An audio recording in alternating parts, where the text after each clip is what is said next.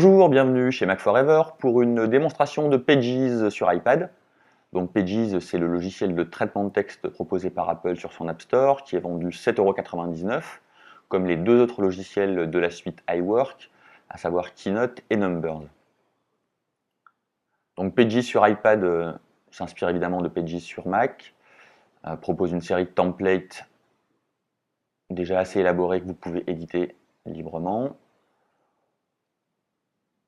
Le logiciel évidemment tire parti des capacités multitouch de l'iPad et propose donc une ergonomie très à lui, à la fois intuitive, agréable et rapide à l'utilisation.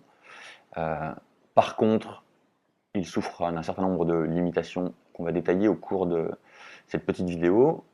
Pour l'instant, on vous montre les possibilités d'édition rapide d'un document, la rotation des éléments ou l'ajustement des éléments graphiques.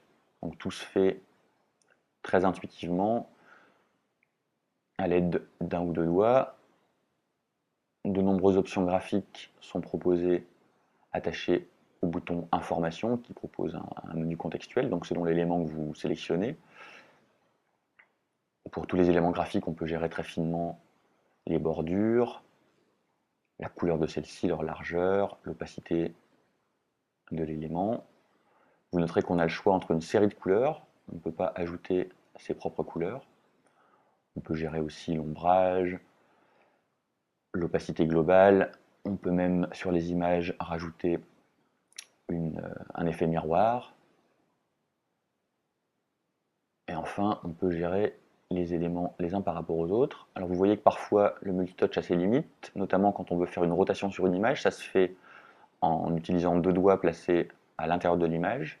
Mais parfois, suivant notre position initiale, l'iPad peut considérer que vous voulez zoomer ou dézoomer sur le document. Mais bon, un tout petit peu d'habitude rend les choses assez fluides. Ici, vous voyez la gestion des différents plans de l'image, des éléments de l'image. On fait passer notre image de pomme au premier plan.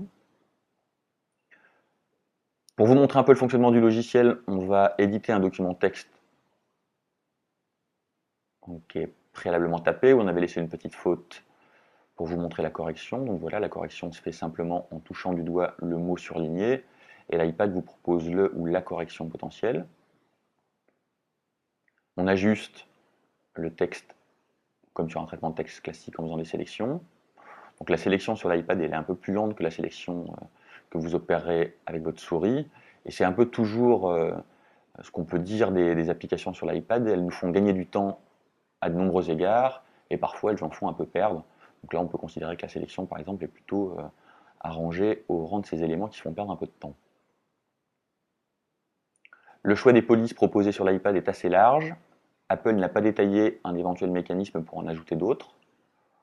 Donc un peu comme pour les éléments graphiques, on peut affecter des couleurs de notre choix au document qu'on édite. Maintenant, je vais vouloir ajouter une image.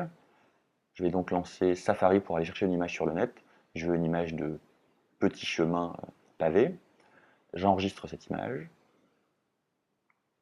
qui se trouve maintenant dans mes rouleaux photos. Je vais l'éditer avec Photogene, une application qu'on vous avait déjà présentée, pour lui donner un petit look rétro. Donc Photogene est très adapté à ça. Je vais directement pouvoir lui donner une petite coloration années 40 avec un peu de vignettage sur les bords et une couleur si caractéristique. Là aussi, j'enregistre l'image. Et maintenant, elle est disponible à l'importation sur l'iPad.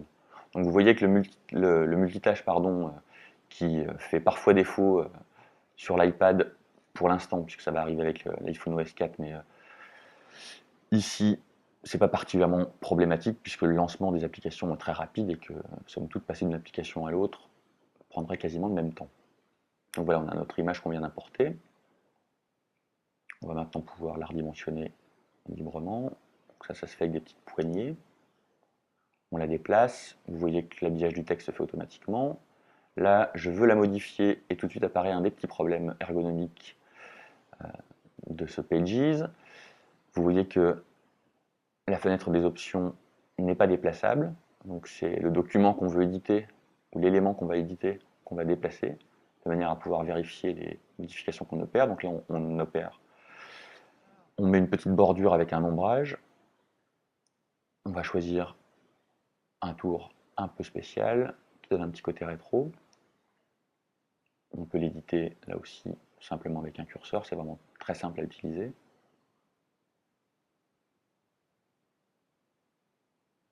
On peut l'affecter d'un reflet, plus ou moins appuyé. On peut en changer l'opacité.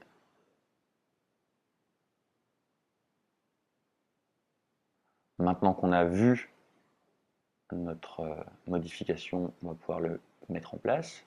Donc je vais le mettre en place sur la droite. On le fait tourner.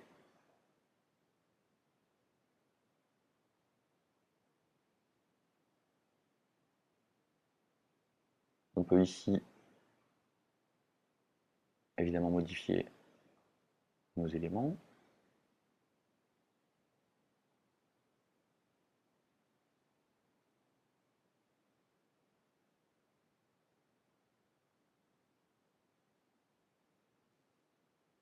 Et on peut ajuster la manière dont le texte glisse autour de l'image, en l'affectant un bord blanc plus ou moins important. Vous voyez que le détourage se fait automatiquement.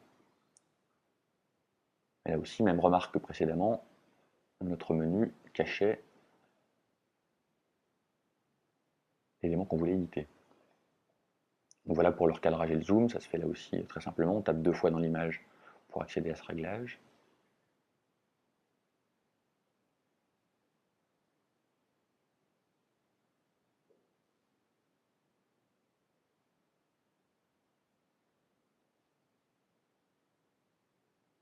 Bien sûr, un menu d'aide est disponible, ainsi qu'un mode où vous pouvez éditer le chemin de fer de votre document, c'est-à-dire les éléments qui seront rapportés à votre document, quel que soit le nombre de pages de ce document. Voilà pour cette démonstration rapide de Page, on espère que ça vous a intéressé, et puis on vous dit à bientôt sur Mac Forever. Bye.